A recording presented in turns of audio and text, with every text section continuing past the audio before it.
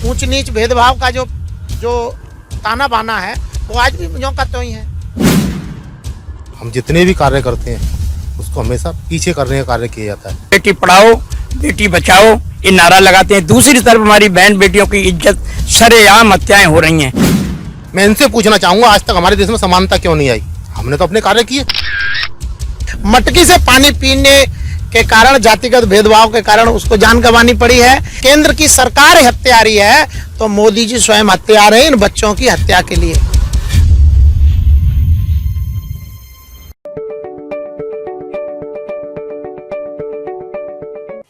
नमस्कार, मैं मोहित और आप देख रहे हैं XMT न्यूज़। आज हम चर्चा करेंगे बहुजन समाज के ऊपर। बहुजन समाज अपनी राजनीतिक ज़मीन को तलाशते हुए, हमारा विषय है ये। इस पर हम तमाम जो लीडर्स हैं, पॉलिटिकल लीडर्स हैं, सामाजिक कार्यकर्ता हैं, उनसे उनकी राय लेंगे और राजनीति के क्षेत्र में बहुजन कितना आगे जा रहा है, कितना पीछे जा रहा है, कितना कुछ किया और आगे क्या कुछ करने वाला है, उसके बारे में हम उसकी रूपरेखा को जानने की कोशिश करेंगे। तो इस चर्चा पर हमारे साथ बात करने के लिए यहाँ पर तमाम बहुजन नेता, बहुजन सामाजिक कार्यकर्ता मौजूद हैं, जिनमें से हम एक चेहरा जो चर्चित है, पहचाना हुआ है, आप सब लोग उसे जानते हैं, वो है दिनेश कुमार गौतम जी का। हम शुरुआत दिनेश कुमार गौतम जी से करेंगे। दिनेश कुमार गौतम जी, सबसे पहले आपका स्वागत है XMT न्यूज़ में। और हमारा सवाल है कि बहुजन राजनीतिक ज़मीन अपनी जो तलाश कर रहा है उसके बारे में आप क्या कहेंगे? क्योंकि जो हमारे बहुजन समाज में काफ़ी नेता हुए, बहुत नेता हुए, जिन्होंने अपने काम भी किए अपने अपने स्तर पे, जिनमें सबसे पहले एक नाम निकल के आता है जो सबसे जाना माना नाम है डॉक्टर BR अम्बेडकर का। उन्होंने हमें इतने अधिकार दिए, इतना कुछ दिया कि एक हमारा लेवल, एक स्टैंड प्लेटफॉर्म तैयार कर दिया। अब जो आज के नेता हैं वो आगे जो हमारी पीढ़ी आने वाली है उसको क्या देने वाले हैं, क्या कुछ करने वाले हैं, जो वर्तमान हालात हैं उसमें सुधार के लिए क्या कुछ करने वाले हैं? दिनेश जी। XMT न्यूज़ का बहुत बहुत धन्यवाद और ख़ासकर सभी दर्शकों को मेरी तरफ से जय भीम, जय भारत, जय कांशीराम। आपने बहुत अच्छा सवाल किया है। एक्चुअल में बाबा साहब ने जो एक अपने जीवन का संघर्ष और संघर्ष में समाज को देने के लिए एक संविधान में हम लोगों को सबसे बड़ी चीज़ दी मौलिक अधिकार, संवैधानिक मौलिक अधिकार। और संवैधानिक मौलिक अधिकार में अभिव्यक्ति भी है, पॉलिटिकल लीडरशिप भी है, राजनीतिक सामाजिक आंदोलन भी है, आर्थिक मुक्ति के लिए एक स्वतंत्रता भी है। लेकिन मान्यवर कांशीराम साहब, सही मायने में मैं बिल्कुल स्पष्ट कह सकता हूं कि बाबा साहब डॉक्टर अम्बेडकर के बाद अगर कोई प्रॉपर आंदोलन आगे बढ़ा राजनीतिक, सामाजिक एवं आर्थिक मुक्ति के लिए, तो मान्यवर कांशीराम साहब ने ही वास्तविक दिशा दी, जिसमें महात्मा फूले, छत्रपति साहू महाराज, दक्षिण भारत के नारायण गुरु पेरियर और बाबा साहब डॉक्टर अम्बेडकर का जो विस्तृत आंदोलन था, जो अलग अलग समय पर आंदोलन चला और उसको एक आंदोलन की माला में पुरोने का काम मान्यवर कांशीराम साहब ने किया। और उन्होंने राजनीतिक, सामाजिक एवं आर्थिक मुक्ति के लिए जो आंदोलन चलाया, एक कॉन्सेप्ट दिया, बहुजन कॉन्सेप्ट। और बहुजन कॉन्सेप्ट को ऐसे भी कह सकते हैं जैसे कि मैं पूर्वांचल में जाता हूँ तो वो लोग अपने आप को जैसे हम लोग यहाँ OBC, SC, ST, धार्मिक अल्पसंख्यक बहुजन कहते हैं, और वो वहाँ पे वो कहते हैं फॉरवर्ड और पिछड़ा। फॉरवर्ड जो है वो 15% ब्राह्मण, क्षत्रिय, वैश्य, जो मनुवादी एक कॉन्सेप्ट है, ब्राह्मण, क्षत्रिय, वैश्य और शूद्र। तो ये शूद्र जो शब्द है ये बहुजनों के लिए है। तो हमारे जो लोग हैं, पिछड़े वर्ग के लोग हैं, वो फॉरवर्ड और बैकवर्ड कहते हैं अपने आप कि वो बैकवर्ड, हम पिछाड़े गए लोग हैं। हजारों साल से हम लोगों को सामाजिक जो हमारा स्टेटस है वो बहुत पीछे धकेला गया हर तरीके से। तो हम पिछाड़े गए लोग हैं और वो अपने आप को आगे रहें तो वो फॉरवर्ड और बैकवर्ड। तो पूर्वांचल में उत्तर प्रदेश में फॉरवर्ड और बैकवर्ड की आम भाषा है। उसी भाषा में मैं बताना चाह रहा हूँ। तो कांसीराम साहब ने जो हमें कॉन्सेप्ट दिया, OBC, SC, ST, religious minority, पिछड़े, सभी पिछड़े, पिछड़ा वर्ग, अनुसूचित जात, अनुसूचित जनजात और धार्मिक अल्पसंख्यक, इनको बहुजन समाज नाम दिया। तो मान्यवर कांसीराम साहब ने जो एक रास्ता दिया, उस रास्ते से एक बहुत क्लियर स्थिति सामने आई। बहुजन और जो सवर्ण जिसे कह सकते हैं आप, या फॉरवर्ड जिसे कह सकते हैं, तो बहुजन और सवर्ण फॉरवर्ड का एक आमना सामना हुआ। एक दिशा बनी, एक फॉरवर्ड की, एक बैकवर्ड की। तो उस समय एक बात आगे चली भी थी और हम सत्ता की तरफ बढ़े। कांसीराम सिंह का जो एक बहुजन समाज बना करके बहुजनों को सत्ता देने का एक संकल्प था, एक रास्ता था। क्योंकि बाबा साहब ने जब संविधान महामहिम राष्ट्रपति को सौंपा था 26 नवंबर 1949 को, उससे एक दिन पहले भी एक बड़ी मीटिंग हुई थी। 2 दिन लगातार मीटिंग चली, 26 नवंबर को भी और 25 नवंबर को भी। तो 25 नवंबर को बाबा साहब ने कहा था कि हमारा जो भारत का संविधान है ये 26 जनवरी 1950 से लागू होगा और हम इस भारत में 2 प्रकार के विरोधाभासी जीवन में प्रवेश करेंगे। एक तो संवैधानिक सिस्टम में एक आज़ाद भारत की लाइफ जो है संवैधानिक सिस्टम के माध्यम से लोकतांत्रिक जीवन जिएंगे। दूसरा, एक हम ऐसी विरोधाभासी लाइफ में जाएंगे कि संविधान के माध्यम से संवैधानिक हक अधिकार तो हमें मिल गए, लेकिन हमारे देश में जो सामाजिक व्यवस्था है, जो सामाजिक स्ट्रक्चर है, वो वहीं का वहीं है। तो सामाजिक जीवन में जब हम जाएंगे तो एक विरोधाभासी जीवन जिएंगे और राजनीतिक और लोकतांत्रिक स्तर पर हम लोग इधर जाएंगे तो संवैधानिक जीवन में जाएंगे। तो संवैधानिक रूप से तो हमें आज़ादी मिल गई है और संवैधानिक सिस्टम में हम आ गए हैं, लेकिन सामाजिक जीवन में जब जाएंगे तो एक विरोधाभासी जो समस्या पहले से थी वो आज भी है। भेदभाव की व्यवस्था, सामाजिक भेदभाव, ऊंच नीच भेदभाव का जो ताना बाना है वो आज भी यों का त्यों ही है। तो बाबा साहब ने उस समय भारत के प्रधानमंत्री, तत्कालीन जो प्रधानमंत्री जवाहरलाल नेहरू थे, उनसे कहा कि हम लोगों ने संविधान के माध्यम से लोकतांत्रिक सिस्टम को एक सिस्टम दे दिया है। सरकार की जिम्मेदारी है, जो सरकार में है, कि कई हजार साल से जो भेदभाव की, गैर बराबरी की जो लाइफ जो समाज जी रहा है, इस सिस्टम को जल्दी से जल्दी सरकार की जिम्मेदारी है इसे बदल दे।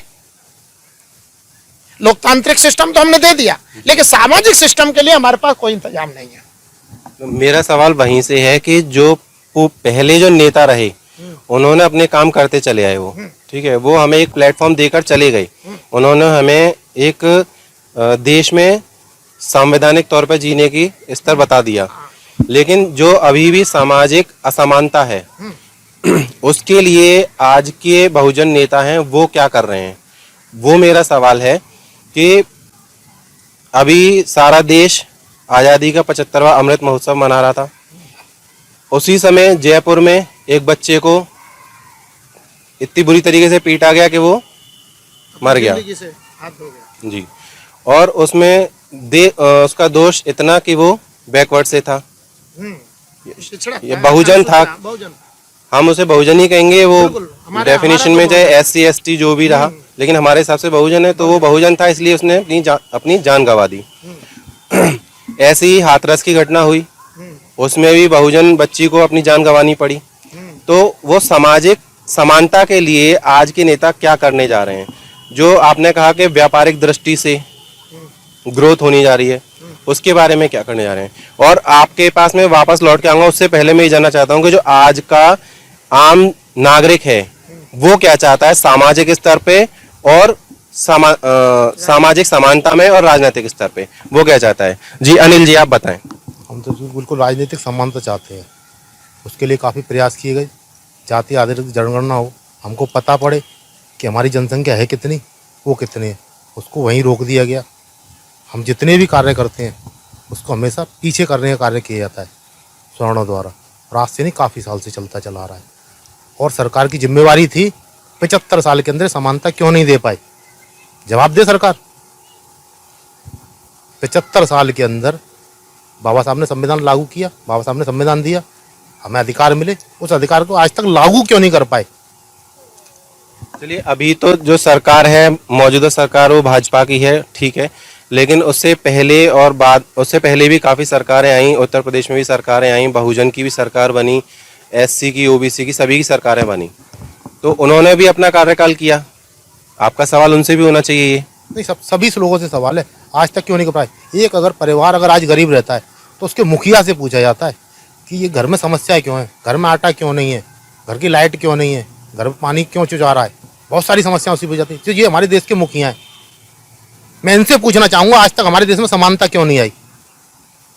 हमने तो अपने कार्य किए विकास के लिए, जो भी कर सकते थे, जो भी कर सकते थे हमने अपना 100% दिया। क्या इनने हमें 100% अपना दिया? क्या समानता ले पाए? तो ये सवाल एक आम आदमी का है, ठीक है, आप बहुजन समाज को प्रेजेंट कर रहे हैं, आप उसके नेता हैं, तो कहीं ना कहीं एक जिम्मेवारी का पलड़ा आपकी तरफ भी आ जाता है। तो इस सवाल के लिए आपके पास क्या जवाब है, वो मैं जानना। देखिए, जैसा कभी धनगर साहब ने कहा कि हमारे देश की जनगणना निष्पक्ष रूप से होनी चाहिए। जब हम जातिगत आधार पर शूद्र हैं, अपमान सहने के लिए शूद्र हैं, जातिगत भेदभाव के लिए शूद्र हैं, एक बच्चा मात्र पानी पी लेता है सबड़ मास्टर के घड़े से, उसकी जान पर आ जाती है, वो अपनी इतनी चोट उसे लगाई जाती है कि वो बच्चा इलाज के दौरान खत्म हो जाता है। इसी प्रकार अभी 2 दिन पहले ही पूर्वांचल में, हमारे उत्तर प्रदेश में 250 रुपये की मात्र फीस जमा नहीं कर पाया ओबीसी वर्ग का एक बच्चा स्कूल की, और वहाँ के सबड़ जो ब्राह्मण मास्टर हैं उन्होंने उसको इतना मारा 250 रुपये न दे पाने की गरीबी के कारण कि उसकी जान ले ली ना। तो जब हम जाति के मतलब जुल्म सहने के लिए, जातिगत भेदभाव के लिए हम जाति से गिने जा रहे हैं, तो जब हमारी जनगणना हो रही है तो वो जाति आधार पर जनगणना क्यों नहीं कर रहे हैं हमारी? हमें भी तो पता होना चाहिए, इन्हें भी पता होना चाहिए कि तुम कहाँ हो, तुम कितने हो और हम कितने हैं। तो हमारी पार्टी बहुजन द्राविड़ पार्टी कई बरस से हम लोग इस बात की खुल करके बात कर रहे हैं, सोशल मीडिया पे भी कर रहे हैं, पॉलिटिकल जब भी हमारे कई कार्यक्रम होते हैं हम तो कहते हैं ओबीसी, एससी, एसटी, धार्मिक अल्पसंख्यकों की जातिगत जनगणना करो और ये क्लियर करो कि हमारी संख्या कितनी है और तुम्हारी संख्या कितनी है, क्योंकि देश की सत्ता का ट्रांसफर जनसंख्या के आधार पर वोट की ताकत से होता है। तो हमारी जनसंख्या की गिनती भी तो होना चाहिए, हमें तो पता तो हो तुम कितने हो और हम कितने। मैं इनकी बात से सहमत हूँ, हमारी जनगणना होनी चाहिए। और अभी आपने ये कहा है कि हाथरस वाली घटना, हम उसकी आज भी निंदा करते हैं। हम लोगों ने जमीन पर उसके लिए आंदोलन भी चलाए, हम लोगों ने संवैधानिक ज्ञापन भी दिया और हम लोगों ने कैंडल मार्च भी निकाले और आज भी हम लोग कर रहे हैं। लेकिन एक बड़ी विडंबना है, मैं आज आपको आपके चैनल के माध्यम से बताता हूँ कि उंगली पर गिने जाते हैं कुछ घटनाएं, अन्यथा ऐसी बहुत सारी घटनाएं हजारों, डेली कम से कम 1-1.5 हजार लोगों की जातिगत भेदभाव के कारण हत्याएं हो रही है प्रतिदिन पूरे देश के अंदर। वो हमारे सोशल मीडिया या मीडिया के पटल पर नहीं आ पाते, उनकी हम लोग संज्ञान भी नहीं ले पाते, क्योंकि हमारे आपको जानकारी भी नहीं है, उनका रिकॉर्ड तक नहीं है, उनकी FIR तक दर्ज नहीं होती। सैकड़ों हजारों की संख्या में डेली की डेली ये अपराध हो रहे हैं, लेकिन सिर्फ और सिर्फ जातिगत भेदभाव के कारण हो रहे हैं। आज भी हमारा जो सामाजिक स्ट्रक्चर है वो बदला नहीं गया है। जैसा कभी मैंने बताया कि बाबा साहब ने सन 1949 में संविधान सभा को संविधान सौंपते समय कहा था सरकार से कि इस स्ट्रक्चर को बड़ी मुश्किल से हम लोगों ने संविधान सभा में इतनी मेहनत के बाद बनाया है, अगर ये भेदभाव, जातिगत भेदभाव ऐसी तरह होता रहा और गैर बराबरी का जो सिस्टम है सरकार ने नहीं बदला, तो ये देश की जनता है इस सिस्टम को तहस नहस कर देगी। ये भारत के प्रधानमंत्री जी को बाबा साहब ने एक तरीके से थ्रेट देते हुए भी कहा था कि ये गैर बराबरी का जो सिस्टम है इसे बदल देना जल्दी से जल्दी, ये सरकार की जिम्मेदारी है। लेकिन 75 साल का अमृत महोत्सव भारत के प्रधानमंत्री जी मना रहे हैं। मैं जवाहरलाल नेहरू से लेकर के वर्तमान प्रधानमंत्री जी से ये सवाल करना चाहता हूं कि 75 साल के अंदर तुमने सामाजिक स्ट्रक्चर क्यों नहीं बदला? बाबा साहब ने आपसे उस समय कहा, आज भी मैं आपसे कह रहा हूं, एज ए बाबा साहब का एक सिपाही होने के नाते, एक कार्यकर्ता होने के नाते मैं आज भी कह रहा हूं, वही बात दोहरा रहा हूं, ये सामाजिक स्ट्रक्चर हमारा नहीं बदला गया। राजनीतिक हिस्सेदारी भी पूरी तरह हमारे लोगों को नहीं मिली। जिसकी जितनी संख्या भारी उतनी हिस्सेदारी उसको नहीं मिली। न राजनीतिक हिस्सेदारी हमको मिली, न सामाजिक स्ट्रक्चर बदला गया। जब आर्थिक गैर बराबरी तो वैसे भी कैसे भी दूर नहीं हो सकती जब तक हम लोग राजनीतिक और सामाजिक स्तर को नहीं चेंज करेंगे। तो हम तो राजनीतिक रूप से भी पिछाड़े गए हैं, हम आर्थिक रूप से भी पिछाड़े गए हैं और सामाजिक रूप से हम हमारा कुचले जा रहे हैं। पूरे देश के अंदर मैं पूरे देश के बहुजन द्रविड़ समाज से ये अपील करूंगा कि आप लोग मान्यवर कांसीराम जी के कॉन्सेप्ट को समझिए। आज भी समय है, अगर पूरे देश के जितने भी पिछड़े हैं, पिछाड़े गए लोग हैं, ओबीसी, एससी, एसटी, धार्मिक अल्पसंख्यक लोग जितने भी हैं, इनको मान्यवर कांसीराम साहब का कॉन्सेप्ट समझना पड़ेगा।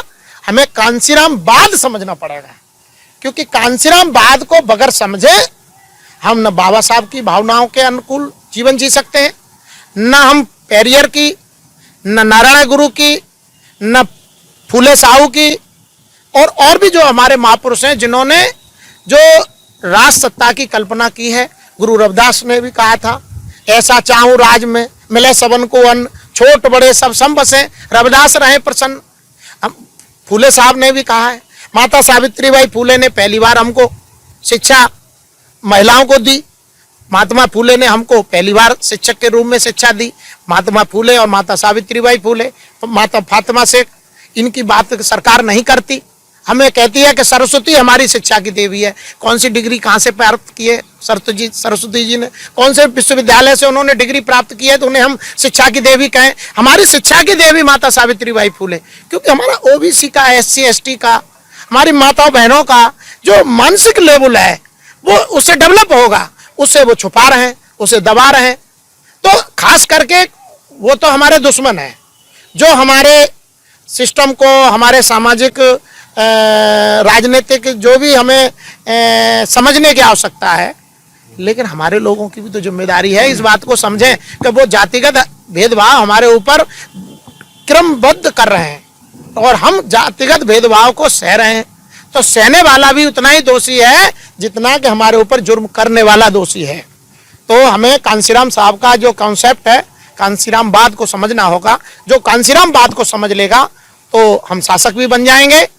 राजनीतिक, सामाजिक, आर्थिक आंदोलन जो मान्यवर कांसीराम साहब का है उसको हम मंजिल मकसूद तक भी पहुंचा सकते हैं और अपने समाज को जो आज जातिगत भेदभाव, जो गैर बराबरी के हम जो शिकार हैं हर स्तर पर, उससे मुक्ति भी दिला सकते हैं। आपकी बात सही है कि हम हर स्तर पर ये देख रहे हैं, बहुजन के साथ में प्रताड़ना हो रही है। बहुजन उस चीज़ को देख भी रहा है, झेल भी रहा है और आज से नहीं, काफ़ी समय से झेल रहा है।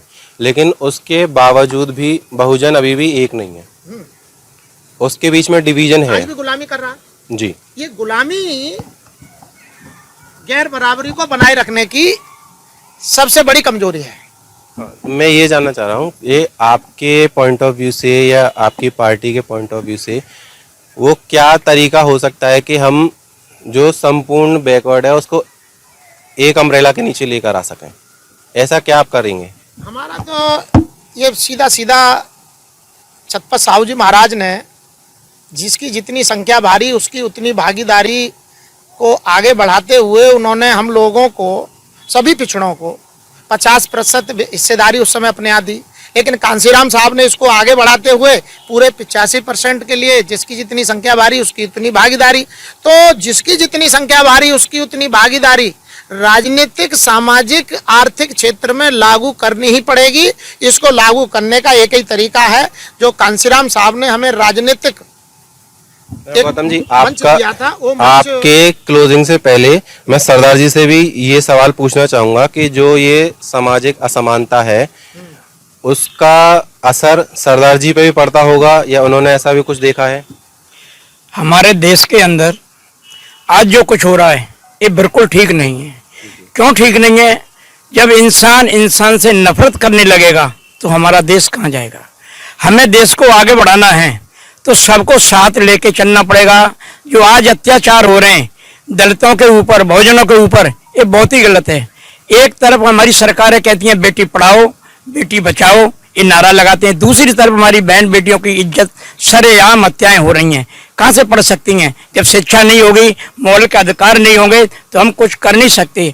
आज हमारे देश के अंदर जितने भी विधायक, MP, MLA, मंत्री जब शपथ लेते हैं तो वो कसम खा के कहते हैं कि मैं संविधान की शपथ लेके कहता हूं मैं पूर्ण रूप से सच्चाई पर चलूंगा, लेकिन जब उन्हें कुर्सी मिल जाती है तो ये सब कुछ भूल जाते हैं। उन्हें याद नहीं रहता है कि हमारे देश में बहुजनों के ऊपर कितना अत्याचार हो रहा है। किसी भी जात की बहन बेटी हो वो हमारी बेटी हो, हमारी बुआ है, हमारी बहन है। हमारा देश कहता है कि मिलकर चलेंगे वो देश तरक्की कर सकता है। यहाँ आपस में फूट होगी, जातिवाद, भेदभाव होगा, वो देश कभी तरक्की नहीं करता।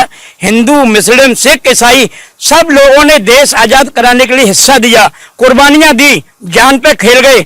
आज कुर्सी के लिए लोग ये सब कुछ भूल जाते हैं, अपने आप को भी भूल जाते हैं, समाज को भी भूल जाते हैं। तो ऐसा हमारे देश के अंदर नहीं होना चाहिए। क्योंकि जो सरकार में मंत्री हैं, प्रधानमंत्री हैं, जितने भी हैं, सबको ये सोचना चाहिए कि हमारे लिए सभी बराबर हैं। जो प्रजा हमारे देश का राजा है उसे भी एक नजर से सबको देखना चाहिए। किसी के साथ अत्याचार हो रहा है उस पर कार्रवाई करनी चाहिए, चाहे वो किसी भी कास्ट का क्यों नहीं हो। हम ये चाहते हैं कि भाई प्रधानमंत्री राजा हमारा अच्छा होगा तो हमारा देश अच्छा होगा। हमारा देश का राजा ठीक नहीं होगा तो हमारी प्रजा कभी सुखी नहीं होगी। क्योंकि जैसा राजा यथा प्रजा, ये जरूरी है। ये तो सरकार को ही करना, सरकार की जिम्मेवारी बनती है। क्योंकि जो सरकार चुन के आती है वो जनता के वोटों से चुन के आती है और उसके लिए सभी बराबर का मान सम्मान सबको देना चाहिए, ये हमारा कहना है। और ऐसा होगा तो हमारा देश आगे होगा। हम 21वीं सदी में हमारा देश पूर्ण विश्व गुरु बन जाएगा। सरदार जी, ये तो हो गया सरकार को क्या करना चाहिए या सरकार की क्या जिम्मेवारी है वो आपने बता दी, लेकिन जो लोग ये अत्याचार सह रहे हैं उनको आप क्या मैसेज देना चाहेंगे?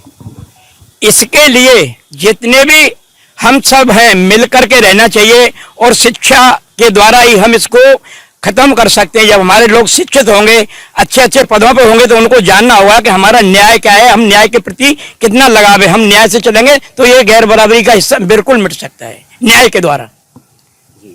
वैसे नहीं खत्म हो सकता है ये, क्योंकि जब हम न्याय करेंगे नहीं तो अत्याचार होते रहेंगे। जो समय शपथ लेके बैठते हैं फिर बाद में भूल जाते हैं।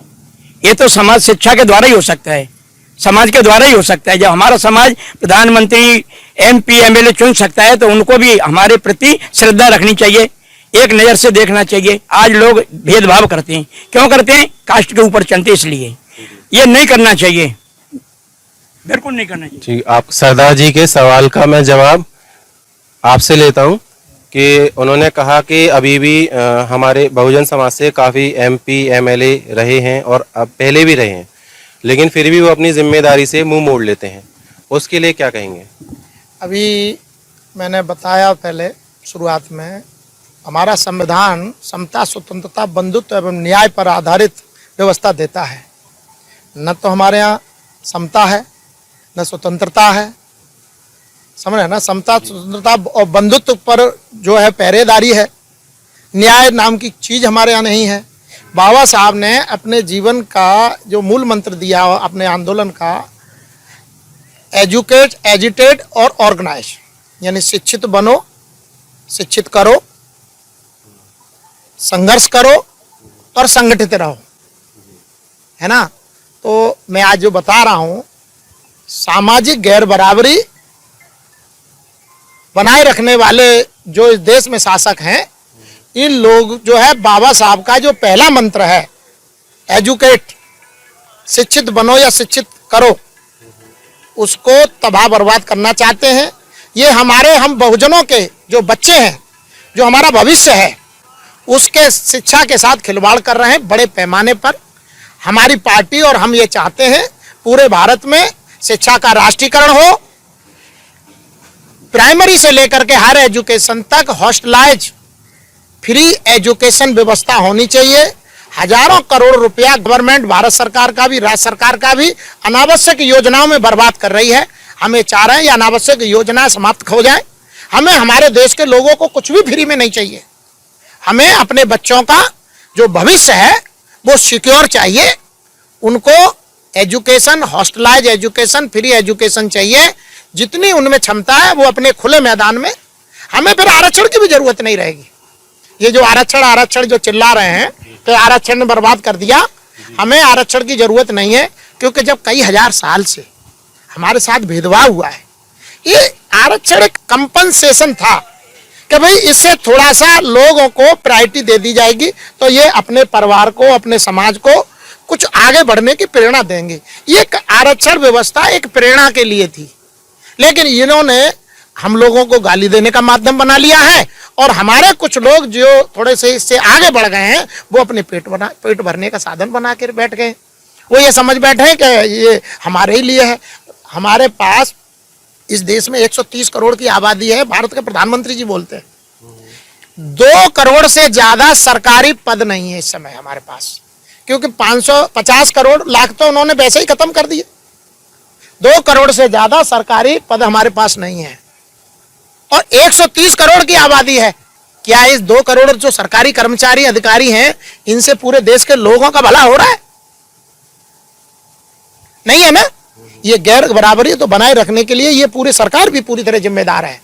कुछ तो हमारे लोग जो जागरूक नहीं हो रहे हैं, और जागरूक हैं तो जागृत अवस्था में कुछ कर नहीं रहे हैं। और दूसरा जो हमारा पढ़ा लिखा तबका है, वो आज भी बाबा साहब की उस शिकायत को अभी भी जिंदा रखे हुए है।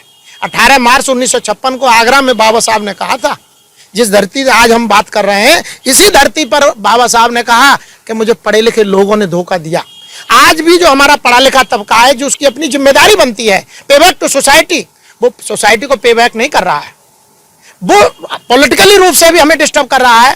सोशल स्ट्रक्चर जो हमारा बना हुआ है, इसको बनाए रखने में वो जातिवादी भेदभाव पूर्ण व्यवस्था को बनाए रखने वाले, उनकी सबसे ज्यादा गुलामी वही कर रहा है।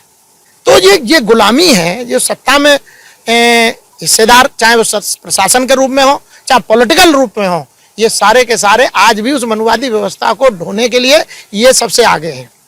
तो जो मनुवादी, जातिवादी, जो ब्राह्मणवादी व्यवस्था है, गैर बराबरी, ऊंच नीच की जो व्यवस्था है, इसको बनाए रखने में हमारे भी जो अगुआ हैं, ये भी पूरी तरह उतने ही दोषी हैं जितने वो लोग दोषी हैं।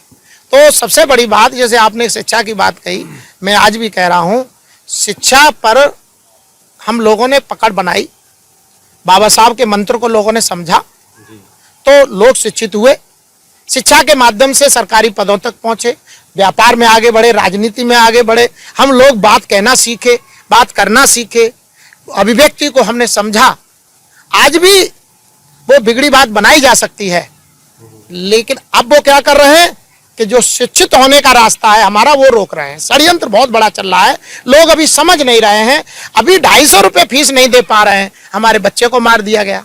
हमारा बच्चा मटके से पानी पी रहा है, उसको जो है मार दिया गया। हमारी बेटी अपने आत्मसम्मान के साथ माँ बाप के साथ जीवन जी रही है। उनके भाई कहीं छोटी मोटी मजदूरी करते थे गांव में, बस वो इतनी समस्या थी कि वो गुलामी नहीं करते थे, उनके यहाँ झाड़ू नहीं लगाते थे, उनके गोबर नहीं डालते थे, यानी वो उनकी गुलामी को स्वीकार नहीं कर रहे। उनकी बेटी के साथ बलात्कार करके मार दिया गया। लेकिन उसके साथ क्या हुआ? तो ये कुछ घटनाएं हम जिनकी चर्चा कर सकते हैं, जो हमारे आपके सामने है, मीडिया के सामने है, लेकिन कुछ ऐसी घटनाएं जिनका आपको और मुझे किसी को पता नहीं है। लेकिन मैं बता रहा हूँ ना, लगभग 1500 लोग डेली जातिगत भेदभाव के शिकार होकर के उनकी हत्याएं हो रही है, हमारी बहन बेटियों की और हमारे बच्चों की और पुरुषों की। एक ये भी यहाँ से क्वेश्चन निकल गया है, शिक्षा को लेके जो बात हो रही है कि शिक्षा पर चोट कर रहे हैं जी, तो इससे रिलेटेड में जिला अध्यक्ष जी हैं जो आपके, उनसे बात करना चाहूँगा। जो हमारी नज़र में आया है, शिक्षा को लेके कुछ पार्टीज़ हैं जो अपना काम कर रही हैं, कुछ स्कूल्स भी इस्टेब्लिश करा रहे हैं, स्कूल बना रहे हैं। तो आपकी जो पार्टी है वो जिला स्तर पे शिक्षा को लेके क्या कार्य कर रही है? एक तो हमारी डिमांड है जो सरकार से है कि सरकार इक्वालिटी लेकर आए एजुकेशन को लेके, है ना। जो 250 रुपये की फ़ीस की वजह से एक बच्चे की जान चली जाती है वो ना हो, दोबारा ऐसी घटना ना घटे। दूसरा, बहुजन समाज को जागरूक करने के लिए बहुजन जो छात्र हैं उनको शिक्षा देने के लिए एक मैं कहूँ कम फीस में, सरल भाषा में कहूँ कि उन पे वज़न भी ना पड़े और उनको एक उच्च शिक्षा मिल सके, उसके लिए क्या कुछ ऐसा आपका ब्लूप्रिंट है, क्या कोई ऐसी रूपरेखा है जिससे बहुजन समाज को फ़ायदा हो सकता है? पहले तो सर्वप्रथम मैं एक्सएमडी न्यूज़ का बहुत बहुत धन्यवाद करना चाहूँगा। आपका बहुत बहुत धन्यवाद। आपने शिक्षा पर बात की। शिक्षा हमारे देश की रीढ़ की हड्डी है और बिना शिक्षा के कोई भी, चाहे राजनीतिक कार्य हो, चाहे आर्थिक कार्य हो, चाहे सामाजिक कार्य हो, कोई भी कार्य हो, बिना शिक्षा के कोई भी सफल नहीं हो सकता। शिक्षा पे आपने बहुत अच्छा सवाल किया है। शिक्षा के लिए शिक्षा का राष्ट्रीयकरण होना बहुत ज़रूरी है। हमारे अभी दिनेश कुमार गौतम जी ने शिक्षा के राष्ट्रीयकरण की बात कही। हम सरकार से भी ये मांग करते हैं शिक्षा का राष्ट्रीयकरण होना चाहिए। जब हम स्वतंत्र देश के, स्वतंत्र भारत के नागरिक हैं, हमें आज़ादी है कहाँ? हम अपनी स्वतंत्रता के हिसाब से स्कूल में पढ़ नहीं सकते। मटके से अभी राजस्थान की आपने घटना देखी, मटके से पानी पीने पे उस बच्चे को मार दिया गया कि ये स्कूल में आएगा, शिक्षित बनेगा। तो ये मतलब उसको मारने वाली घटना नहीं है। जो माँ उस जैसे यार कितने बच्चे उसके साथ वहाँ पढ़ रहे होंगे, उनके अंदर ये कि भय का वातावरण करने के लिए उन लोगों ने एक मैसेज दिया है। मनवाद को वो बढ़ावा दे रहे हैं। सनातन धर्म, संविधान बाबा साहब ने हमें दिया, लेकिन संविधान लागू है कहाँ? संविधान लागू है ही नहीं। वो लोग मानते ही नहीं संविधान, संविधान के हिसाब से चलना ही नहीं चाहते। अगर संविधान के हिसाब से चले और संविधान लागू हो तो ये जो घटनाएं हो रही है ना, ये घटना बिल्कुल ना हो। इन पर रोक लगनी चाहिए। और राष्ट्रीय शिक्षा के राष्ट्रीयकरण पे हम बहुजन समाज पार्टी आगरा से अक्टूबर में एक आंदोलन चालू करने जा रही है और सरकार से भी ये मांग करती है कि शिक्षा का राष्ट्रीयकरण होना चाहिए। जब हम स्वतंत्र भारत के नागरिक हैं और संविधान की व्यवस्था इस देश में लागू है तो स्वतंत्र जीने का अधिकार है, सबको मटके से पानी पीने का भी अधिकार है, सबको समान शिक्षा का भी अधिकार है। तो इस पे बस मैं ज़्यादा ना कहते हुए, दिनेश कुमार गौतम जी ने काफ़ी कहा और बहुजन समाज पार्टी इस पे काम कर रही है और इस पे एक आंदोलन अक्टूबर में करने जा रही है। और इसके लिए हमने हर संडे हर क्षेत्र में गली नुक्कड़ मीटिंग स्टार्ट कर दी है। या हम गली गली हर संडे को मीटिंग करते हैं, लोगों को जागरूक करते हैं। केवल जागरूक होना, बहुजन महापुरुष जितने भी हमारे महापुरुष हुए उनको हमें पढ़ना और समझना और लोगों के अंदर जागरूकता लाना बहुत जरूरी है, क्योंकि भाईचारा बनना बहुत जरूरी है। जब तक भाईचारा नहीं बनाएंगे तो हम राजनीतिक सत्ता तक नहीं पहुंचेंगे। सारी जो समस्या हो रही हैं वो राजनीति के कारण हो रही हैं। हमें राजनीतिक सत्ता पे अपना अधिकार जमाना होगा, इसके लिए हमें काबिल बनना होगा। हमें भाईचारा बना के सत्ता तक पहुंचना होगा। अगर सत्ता तक हम पहुंचेंगे तो ये समस्याएं हमारे सामने पैदा नहीं होंगी। तो इससे मैं ज़्यादा ना कहते हुए आपका बहुत बहुत धन्यवाद। आपने अपना कीमती समय दिया, हम लोगों को यहाँ इंटरव्यू लेने के लिए बुलाया। मेरा सवाल अभी थोड़ा सा अधूरा है, उसको मैं वापस से पूछता हूँ कि हम जो बात करते हैं कि बहुजन 84% हैं, 85% हैं, 15% सवर्ण हैं, ठीक है, 85% बहुजन हैं। तो क्या बहुजन सेल्फ कंट्रीब्यूशन करके क्या कोई ऐसी व्यवस्थाएं बना सकते हैं जिससे हमें किसी के आगे हाथ ना फैलाना पड़े, या हमारा फिर आगे कोई बच्चा मटकी से पानी पीने की वजह से ना मारा जाए? इसके बारे में मैं जानना चाहूँगा। सर, इसके बारे में आप बताएंगे, आपके हिसाब से कुछ है, या फिर गौतम जी आपसे? जी, मैं बताना चाहूँगा इसके बारे में। जैसे आपने कहा कि मतलब क्या मनवाद या ब्राह्मणवाद ऐसी व्यवस्था कर सकता है, ये वो सोच भी नहीं सकता। नहीं, मेरा सवाल ये नहीं है कि मनुवाद या ब्राह्मणवाद करेगा। मेरा सवाल ये है कि जो 85% बहुजन हैं, क्या वो अपने खुद के सहयोग से अपने आप को इतना सक्षम बना सकते हैं जो कि इस चीज़ का जो शिक्षा का एक स्तर है अपने लेवल पे बना सकें। बिल्कुल। क्योंकि एक शुरुआत की है जो हमारे सुनने में आता है भीम आर्मी के चंद्रशेखर आज़ाद ने, उन्होंने जगह जगह स्कूल्स बना रहे हैं वो, और शायद एक अभी फिलहाल आगरा में भी सुनने में आया है कि आगरा में एक स्कूल बना रहे हैं। तो मेरा मैसेज, मैं ये सवाल ये है मेरा कि क्या कुछ जितने 85% हैं वो सब एकत्रित होके कुछ ऐसा कर सकते हैं जिससे हमें किसी आगे हाथ ना फैलाना पड़े। सरकार से डिमांड करना हमारा हक है, हमारा अधिकार है, संविधान हमें ये अधिकार देता है, लेकिन इसके अलावा हम क्या कर सकते हैं, क्योंकि 85% की संख्या बहुत होती है। जी, आपने बहुत अच्छा सवाल किया। सिंपल सी बात है, इतनी आबादी होने के कारण अगर हम अपने 85% हम अपने आप को कहते हैं, तो क्या 85% एक, मैंने कहा पहले भी आपसे कहा कि हम बहुजन समाज बना के हम कुछ भी कर सकते हैं। ऐसा क्या कार्य है जो मनुष्य नहीं कर सकता? और जब एक अगर उंगली है, अगर एक उंगली है तो एक उंगली की ताकत होती है, जब वो मुट्ठी बन जाती है तो वो बहुत बड़ी ताकत बन जाती है। तो अगर बहुजन समाज एक छत के नीचे आकर अगर कोई भी कार्य करने के लिए आगे बढ़े तो ऐसा कोई भी कार्य असफल नहीं है उस कार्य को ना कर पाए। हम बहुजन समाज में भी बहुजन महापुरुषों की कृपा से ऐसे संपन्न व्यक्ति हैं जो ऊंचे ऊंचे ओहदों पे राष्ट्र आपके IAS PCS एक क्लास की नौकरी है और कुछ रिटायरमेंट हो गए हैं। अगर वो सहयोग करें, हर व्यक्ति 5 रुपए का भी सहयोग करे, तो ऐसी शिक्षा के लिए हमें सरकार से भीख मांगने की जरूरत ही नहीं पड़ेगी। तो मैं बस यही आपके चैनल के माध्यम से सभी बहुजन साथियों, जितने भी बहुजन समाज के साथी हैं, जागरूक हैं, जिस भी क्षेत्र में अपना कार्य कर रहे हैं, जिस भी पार्टी के तहत कार्य कर रहे हैं, उनसे मैं निवेदन करूंगा कि शिक्षा को बढ़ावा दे रहे उनका हम भी आप सहयोग करते रहेंगे। सब लोगों को साथ में आना चाहिए, इस शिक्षा पे कार्य करना चाहिए, हम उनके साथ हैं। ये थे हमारे साथ में बहुजन द्रविड़ पार्टी के जिला अध्यक्ष, बहुजन द्रविड़ पार्टी के प्रदेश प्रभारी और राष्ट्रीय महासचिव दिनेश कुमार गौतम जी। हमारे साथ में थे सरदार जी, और हमारे साथ में आम आदमी की भूमिका निभा रहे थे अनिल जी। तो हमारे सवाल थे कि जो बहुजन समाज है, पिछड़ा हुआ है या किसी भी कारण से प्रताड़ित हो रहा है, क्या वो अपने आप को इस्टेब्लिश कर पा रहा है, क्या अपने आप को संगठित कर पा रहा है? वो प्रताड़ना झेलता है जाति के आधार पर, और उसी की वजह से वो एकत्रित नहीं हो पा रहा है। मतलब एक तरफ आप उसको लेके चल रहे हैं, आप उससे परेशान हैं, लेकिन आप उसी चीज़ को एकत्रित होने के लिए इस्तेमाल नहीं कर पा रहे हैं। ये हमारे कुछ सवाल थे जिन्होंने बखूबी जवाब दिए हैं, और आपने सभी को सुना। आप अपनी राय हमें बता सकते हैं कमेंट बॉक्स के ज़रिए, और आपको जो हमारी चर्चा है ये कैसी लगी ये भी ज़रूर बताएं। हमारे साथ में अभी गौतम जी हैं, वो कुछ कहना चाहते हैं, आइए चलते हैं उनके पास। जी गौतम जी बताएं। आज हम लोगों ने बहुत अच्छी चर्चा की है।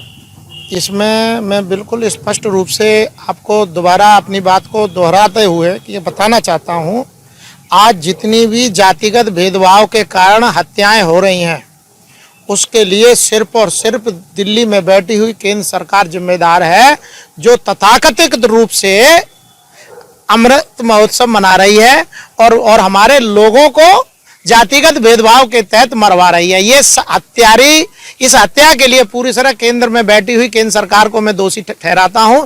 ये हत्या के लिए दोषी भी हैं और ये हत्यारे भी हैं। ये सभी हत्यारे हैं जो केंद्र सरकार में बैठ करके इतने बड़े जघन्य अपराध को पूरे देश भर में करवा भी रहे हैं और होते हुए देख रहे हैं। पहली बात तो ये है कि मैं किसी के लिए बिल्कुल घुमा फिरा के बात नहीं कर रहा। केंद्र सरकार में बैठे हुए लोग, जिसमें मोदी जी प्रधानमंत्री हैं, सरकार के हेड हैं, वो इस जिम्मेदारी से बच नहीं सकते हैं। अगर केंद्र की सरकार हत्यारी है तो मोदी जी स्वयं हत्यार हैं इन बच्चों की हत्या के लिए, जिसको 250 रुपये की शिक्षा मतलब फीस न दे पाने के कारण जान गंवानी पड़ी है।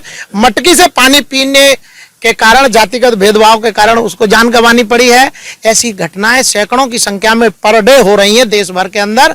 ये जातिगत भेदभाव के कारण जो हत्याएं हो रही हैं या जातिगत भेदभाव झेलने के लिए लोग जो विवश हैं, वो उसके लिए मैं आपको बता रहा हूँ, 75 साल पहले बाबा साहब ने केंद्र की सरकार से, तत्कालीन प्रधानमंत्री से अपेक्षा की। मैं वर्तमान प्रधानमंत्री से अपेक्षा ही नहीं कर रहा, बल्कि उनको पूरी तरह मैं हत्यारा घोषित करता हूँ आप सबके माध्यम से कि वो हत्यारे हैं और इतने बच्चों को, इतने लोगों को जातिगत आधार पर भेदभाव के कारण मरवाने के लिए, हत्या करवाने के लिए पूरी तरह दोषी है।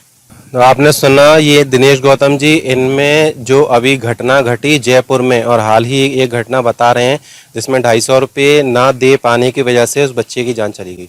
इनमें पूरी तरीके से आक्रोश है और इन्होंने सरकार को और प्रधानमंत्री जी को सीधे सीधे तौर पे हत्यारा घोषित कर दिया है।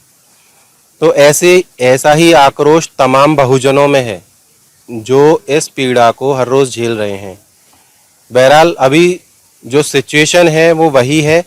अब आगे क्या हो सकता है, हम लोगों ने बात की, हमारा मैसेज कितने लोगों तक जाता है, वो क्या उस पर एक्ट करते हैं, उस पर डिपेंड करता है।